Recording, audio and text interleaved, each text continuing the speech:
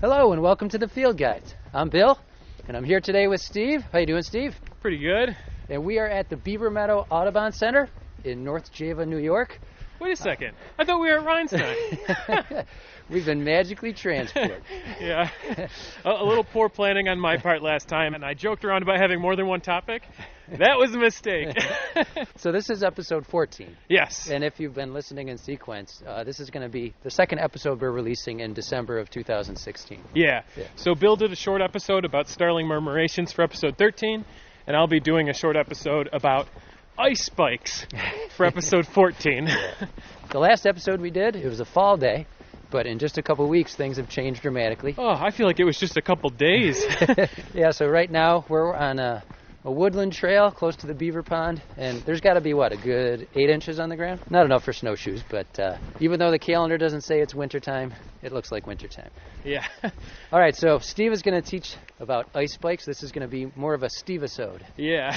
Like last time was a Bill-isode.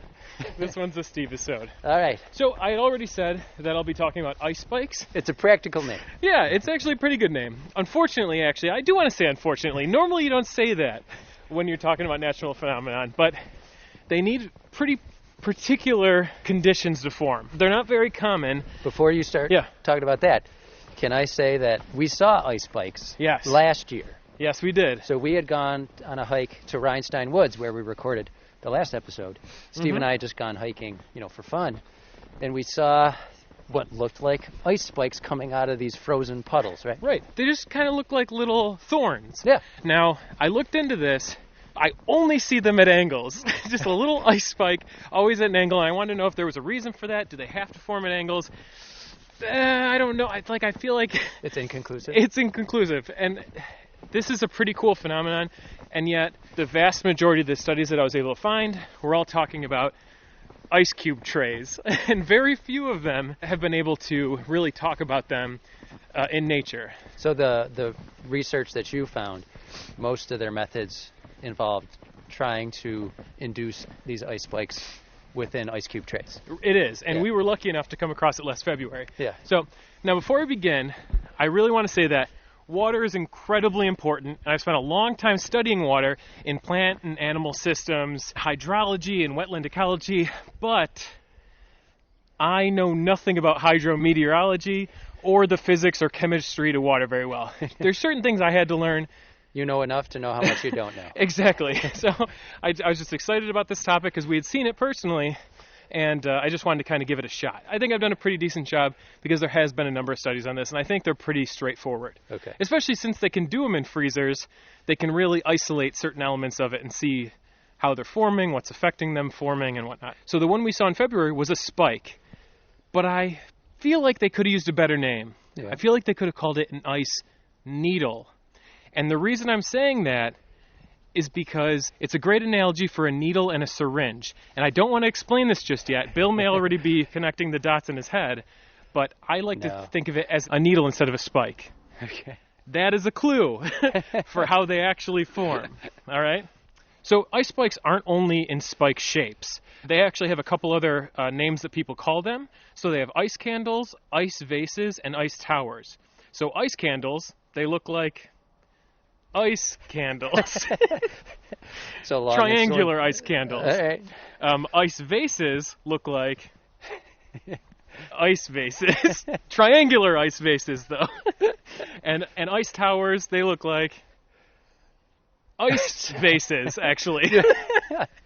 I don't think any of them truly look like a tower. Actually, well, I did see one that kind of looked like the Leaning Tower of Pisa, sort of. But it was, again, triangular. Pyramid-shaped? No. Like a prism. So think of the base being triangular, and then it kind of staying triangular as it moves upwards. All right. So it's not a pyramid.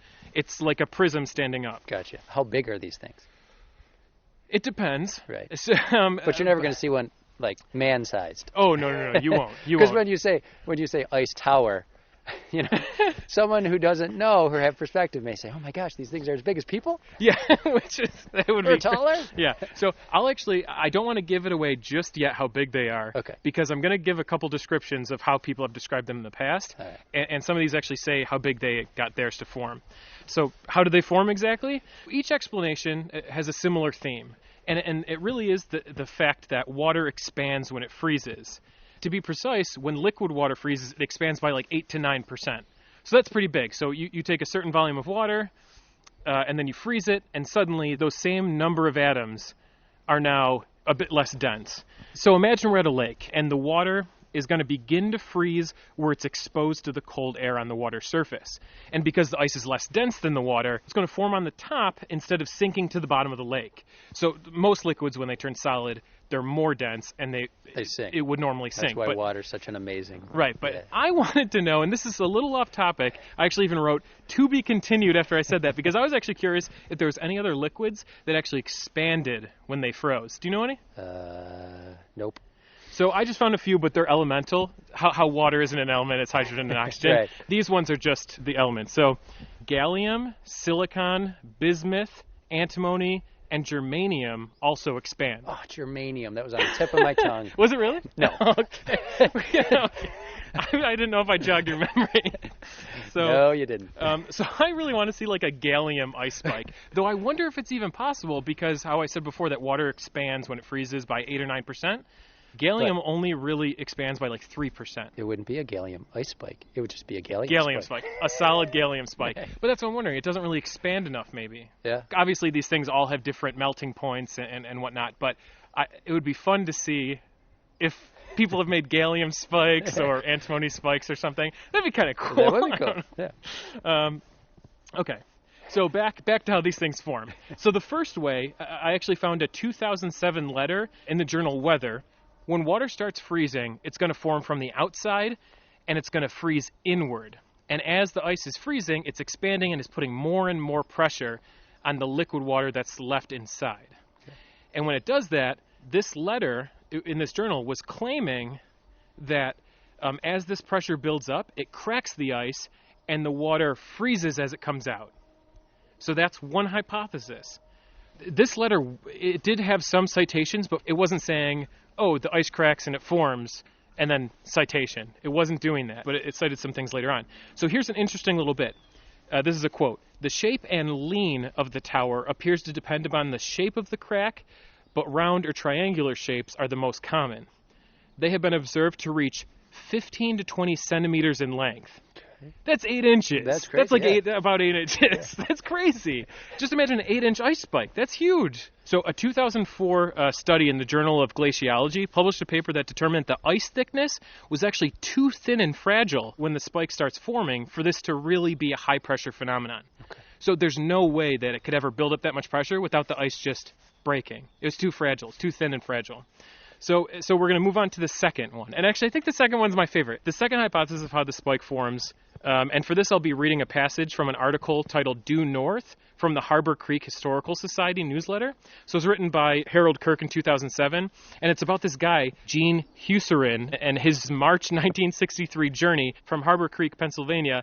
This is about 90 miles southwest of Buffalo, to a lighthouse at the tip of Long Point, Ontario. Yeah. So he's walking across Lake Erie. So he's walking across Lake Erie. And I think this thing's, the title of the article is Due North. This guy starts in Pennsylvania, and he's like, I'm going the straightest route I can. So his plan was to walk literally just the straight 32-mile journey. He suspects that he went over 50 miles because he said that there's like gigantic snow drifts and ice chunks that he had to walk around. Here's a quote from the letter that this is getting to the ice spikes now. This is Kirk talking about Husserin here. He also said that one of the most vivid recollections of that long night was the small pinholes in the ice through which water below was periodically forced under pressure to spout up into the air and freeze. The frozen spurts looked to him like telephone poles standing straight up over the lake. I'm just imagining, though, because remember, let's say you're in a city or some theme park, and you're walking on those sidewalks where all the kids are playing in, and they have little holes in the ground, and it shoots water up, and everyone's playing in it and having a good time. It's like that, but in the middle of Lake Erie. I think this was cold-induced hallucination. But, I mean, this is this guy's first-hand account of this phenomenon. It seems outrageous. And he's saying that they're like telephone poles, but I highly doubt it. I think he truly does mean, because he doesn't give any type of specification for the size, I really think he means mini telephone poles. He must, because I read I mean, it's not a really long article, due north, but he doesn't go into further detail with that. So... But you're not thinking that the water shoots out and then freezes in midair. So maybe a lake is different from what happens in a freezer or an icebox. Or a puddle. Right, but when it's frozen on top, are you going to really have any type of seiche where the water's moving like that? I'm not familiar with how that's possible. But so I'll get onto the third way that people thought these things formed. I think it's finally time for the best explanation, the one that both of us are pretty aware of. And like I said before, because every paper I read is pretty much talking about ice cube trays instead of natural environments, this is really the best I can do because they've very closely observed this phenomenon. They know how it happens. So here's the ice tray explanation. So water begins to form on the surfaces that are touching the plastic tray. And the reason that that's the case is because plastic conducts heat away from the water better than the air will conduct heat away from the water. So it's forming around where it's touching the plastic first, and then works its way in. And then it starts working its way on the top. So, for example, if you take your ice out of the freezer before it freezes completely through on the top, I believe the ice on the top would be the thinnest near the middle. So you'd imagine it's thickest near the edges, and it's slowly encroaching on the middle. So if you take it out early, you poke your finger through the middle, and just pops it would just be really, really fragile, right? So if it freezes just right, the surface will be completely frozen. What's wrong? I think it's too cold, and my iPad just died. And all your notes. And all my notes. So I could do this off the top of my head without referring to any notes, but we have like our patrons' names and everything. So let's go back up to my car, and I could plug my iPad in. And what's the best way? This way. Okay, let's go this way. So we'll do the rest of the episode standing next to your sorry, car. folks. That bad. Like I was just at 10% a second ago. I don't know what happened. Okay. And let's try this again. Hey, it's on. We have 7%. Okay. So now that I got my stuff back. So if the top of the water freezes just right, the entire surface will be frozen except a tiny hole. So imagine it encroaching towards the center of the ice and keeps getting closer and closer and closer, but instead of completely closing, there's a tiny triangular hole in the ice. I tried to find the physics behind why certain crystals form certain ways.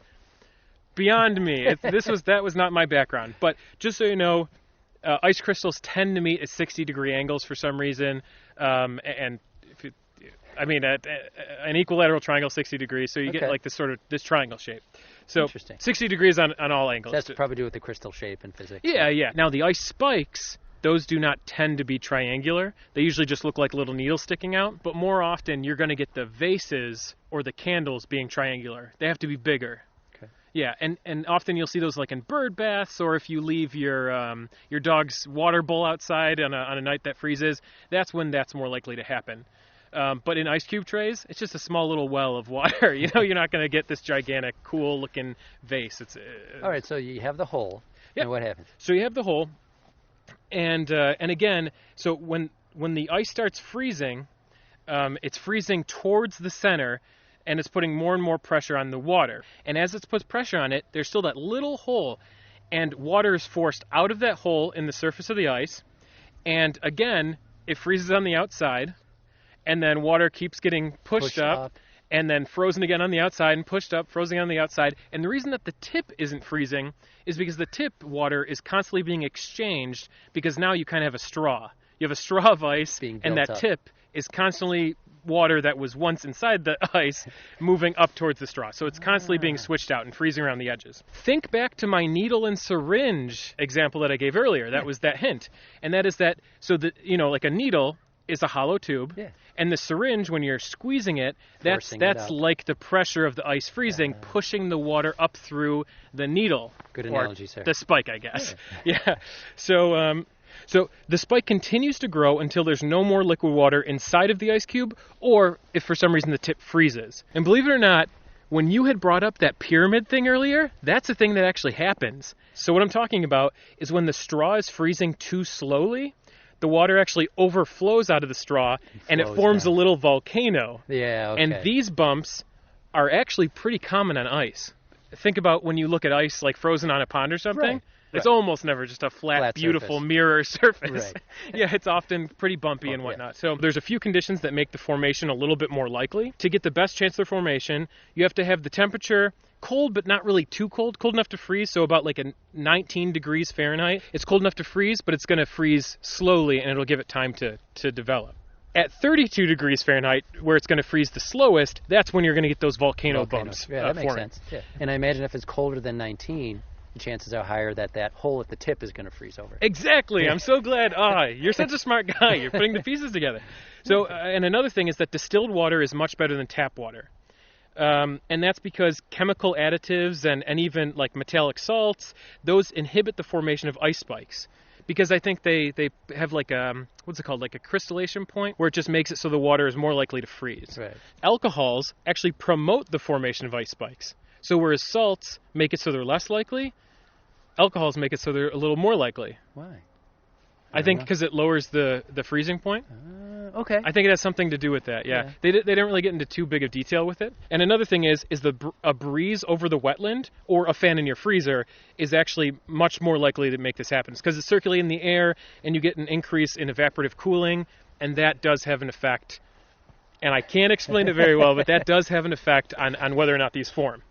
And this is crazy. It's also possible for water to get trapped inside the straw, and a secondary spike forms out of the straw. And this time, I think it actually would work through the ice. So if the pressure is great enough and the water is trapped inside the straw, you can have a spike coming off of that first spike.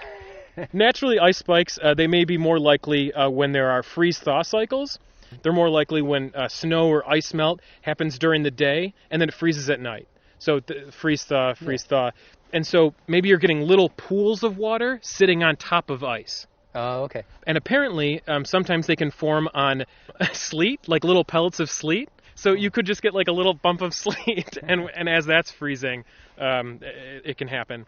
So like I was saying before, this phenomenon is much more likely on small bodies of water, like in bird baths and like drinking bowls for pets, and it's much more rare on lakes and ponds, which makes it so much cooler that we saw it. Yeah, but we saw it in shallow water, right? We did. So that was at Stiglmeier. Like just a very shallow wetland there. Yeah, because that would make sense. I was just going to ask you when you started saying that last bit was if the ice is forming from the outside in, it would make a lot more sense if it's in a shallow little pool, because then you're going to get pressure from underneath. Right. Would you get pressure from underneath as well? That's why I was saying, like with the freeze thaw, if it's sitting on ice already, the ice is going to take energy away from the water.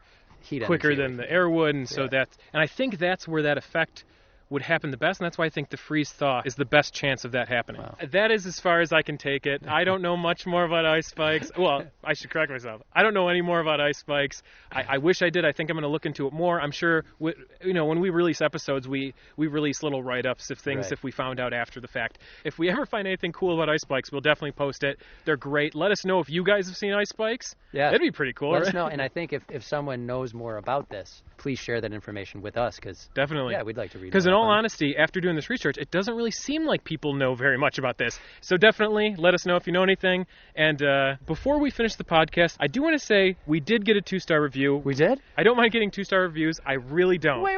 But what I don't like is that it would have been nice if they had left a comment with their 2-star review. Because, of course, we don't mind if people don't like the podcast, but if there's something you don't like, Tell just us let what us it know. is. Maybe we can make it better. Bill and I have been working on this podcast for over a year now.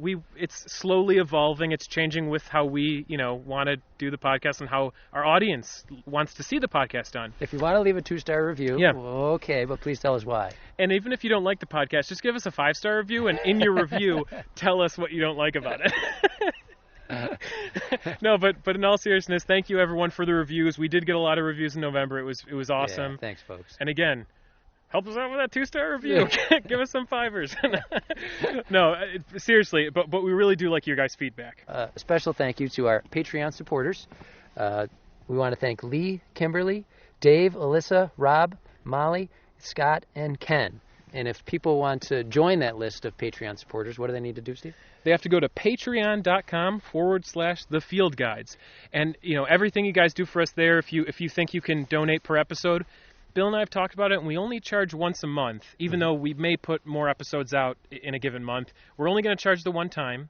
Our donors are actually very nice people. I don't know if they know this or not, but only one of them had put a stop. So if we put out one episode, we make a certain amount, and then if we put another episode, we make almost the exact same amount. So we could charge twice, but really, we told you guys this is a monthly podcast, and we're not going to, charge people more than we said we were going to. Right, and for those folks who don't know, the support through Patreon, that helps us make the podcast better. We can get better recording equipment, so the sound quality will be better, and it helps pay for website maintenance, and we'll donate part of the proceeds to Kiva.org, yep, and we're specifically supporting environmental projects. Yeah, projects in developing countries. Around the world, Yep. All right. Yep, and so if anyone has any questions, comments, or episode suggestions, you can email us at thefieldguides@gmail.com. You can visit our website at thefieldguidespodcast.com, or you could like us on Facebook at facebook.com/fieldguidespod. We're also on Instagram at fieldguidespodcast, and you can find us on Twitter at fieldguidespod. So thank you, everyone, for listening. And we'll see you next time. Yeah, we'll see you next time.